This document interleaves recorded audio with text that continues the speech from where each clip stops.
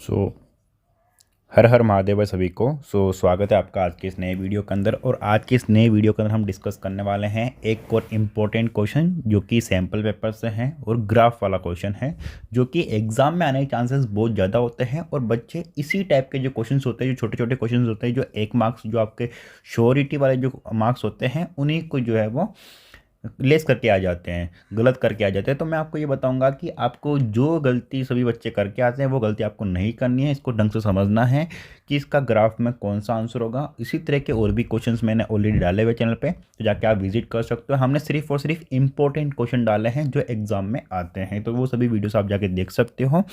Thumbnail पे question है, आप जो भी क्वेश्चन आपको नहीं आता है वो जाके देख लीजिए।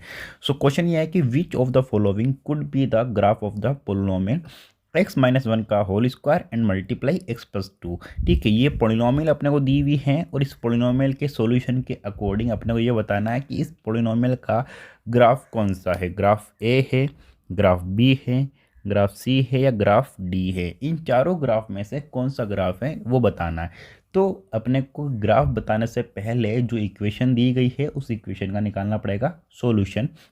मतलब ये कि इसके रूट्स कौन कौन से होंगे। ठीक है, तो अब चलिए अपन पहले इस इक्वेशन को सॉल्व करते हैं। तो इक्वेशन है अपने पास में x-1 का whole square and multiply x+2 and polynomial बोला है तो इक्वल टू में क्या लिख सकते हैं 0। तो अब इसके सॉल्यूशंस अपन फाइंड आउट करेंगे। देखो यहाँ पे होल स्क्वायर है, ये मल्टीप्लाई हो रहा है। देखो जब भी इस तरह से हो या बीच में डॉट हो ना, या फिर ओनली ब्रैकेट्स हो बीच में, तो इसका मतलब होता है मल्टीप्लाई हो रहा है। तो multiply x+2 is equal to 0। तो अब इनको अपन अलग अलग कर देंगे। इसको ऐसे लिख सकते हैं अपन कि x-1 का whole square is equal to 0 and एक हो जाएगा x+2 इज इक्वल टू 0। अब ये ऐसा क्यों हुआ? क्योंकि जब देखो x+2 को अपन 0 की तरफ में भेजेंगे तो ये जाके डिवाइड हो जाएगा, तो x-1 whole square is equal to क्या हो जाएगा 0 हो जाएगा। फिर एक बार अगर अपन x+2 को रख देंगे और x-1 को होल स्क्वायर को उधर 0 की तरफ भेजेंगे तो x+2 इज इक्वल टू 0 हो जाएगा। तो अपने पास में दो टर्म्स हो जाएंगे, एक तो ये वाला और दूसरा ये वाला। ठीक है, अब देखिए अब आ रहा है अपने पास में x-1 का whole square is equal to 0। तो यहाँ पर पावर 2 है, तो मतलब क्या हुआ, ये क्वाड्रेटिक इक्वेशन हुई। ठीक है, पावर 2 है, यहाँ पर सिर्फ x+2 है तो ये लीनियर इक्वेशन हो गई। तो इसका सिर्फ एक सॉल्यूशन होगा और इसके दो सॉल्यूशन होंगे इस इक्वेशन के। तो दोनों सॉल्यूशंस क्या क्या होंगे ये अपन फाइंड आउट करेंगे, फिर x+2 का क्या सॉल्यूशन होगा वो फाइंड आउट कर लेंगे। तो पहले अपन इसका कर लेते हैं। तो x+2 इज इक्वल टू 0 है, तो इसको अपन ऐसा लिख सकते हैं x इज इक्वल टू -2 लिख सकते हैं, क्योंकि +2 0 की तरफ में जाएगा तो प्लस जो है वो कन्वर्ट हो जाएगा -2 के अंदर। तो x का एक वैल्यू हो गया अपने पास में क्या, -2। ठीक है, अब यहाँ पर है x-1 का whole square is equal to 0, तो पावर 2 है, तो क्वाड्रेटिक इक्वेशन है। और क्वाड्रेटिक इक्वेशन इसका मतलब क्या हुआ कि इसमें दो सॉल्यूशंस होंगे। ओके, तो अब देखो इधर में 0 के ऊपर अपन स्क्वायर लगा देंगे तो वापस 0 हो जाएगा। ठीक है, दोनों तरफ में स्क्वायर है, तो अपन ऐसा करते हैं कि इधर स्क्वायर हटा देते हैं, तो ये हो जाएगा x-1 इज इक्वल टू 0 हो जाएगा। ये सुनो, तो x-1 इज इक्वल टू 0 हुआ, तो इसको अपन लिख सकते हैं x इज इक्वल टू 1, क्योंकि ये -1 इधर 0 की तरफ जाएगा तो +1 हो जाएगा। तो x का सॉल्यूशन आया 1। तो मैंने आपको बोला था कि ये क्वाड्रेटिक इक्वेशन है और इसके दो सॉल्यूशन होंगे, बट आपको तो दिख रहा है कि सिर्फ यहाँ पे तो एक ही सॉल्यूशन दिख रहा है। तो इसका मतलब क्या हुआ कि दूसरा जो सॉल्यूशन है वो भी क्या होगा, x इज इक्वल टू 1 होगा। ठीक है, तो इसके सॉल्यूशंस क्या हो गए, x-1 के होल स्क्वायर मल्टीप्लाई x+2।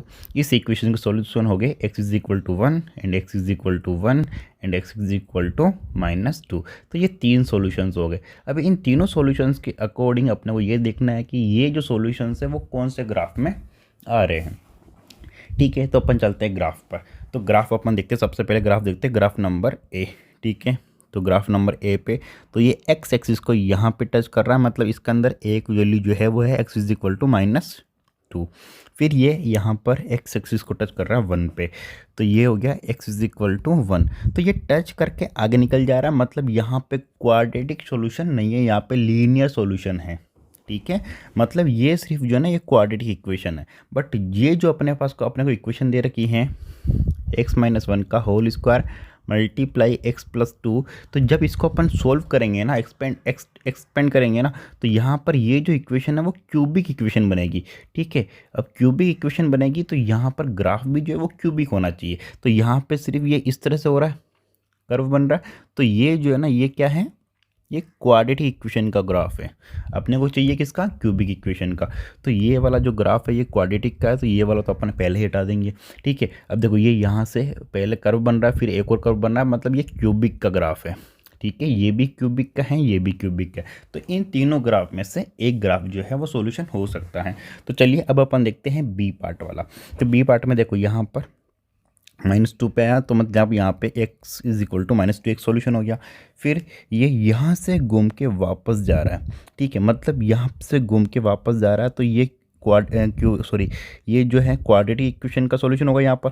तो इसका मतलब क्या होगा कि यहाँ पे क्वाड्रेटिक का सॉल्यूशन होगा, तो यहाँ पर x के जो सॉल्यूशन है वो -2 दो बार होंगे। ठीक है, x = -2 एक और होगा, यहाँ से होते हुए वापस सीधा निकल गया, मतलब यहाँ पर एक सॉल्यूशन होगा। मीन्स क्या होगा, x = 1। अपने पास में सॉल्यूशंस क्या कहते हैं, x = 1, x = 1 और -2 एक बार। बट यहाँ पे -2 दो बार आ रहे हैं, मतलब ये बी जो ऑप्शन है ये भी गलत हो जाएगा। ठीक है, अब अपन चलते हैं सी ऑप्शन पे। सी पे चले अपन, तो यहाँ पे -2 से ये सीधा निकल जा रहा है, मीन्स यहाँ पे x = -2 एक सॉल्यूशन है। ठीक है, फिर यहाँ पर आते हैं, ये जो है ये क्वाड्रेटिक सॉल्यूशन है, ये क्वाड्रेटिक सॉल्यूशन है, और यहाँ पर 1 आ रहा है एक ऑप्शन। तो ये x = 1 और यहाँ से वापस घूम के इधर जा रहा है वापस, और क्वाड्रेटिक है तो दो सॉल्यूशन हो जाएंगे, तो x = 1 एक और हो जाएगा। तो यहाँ पर x = 1 दो सॉल्यूशन हो गए, और x = -2 एक सॉल्यूशन हो गया।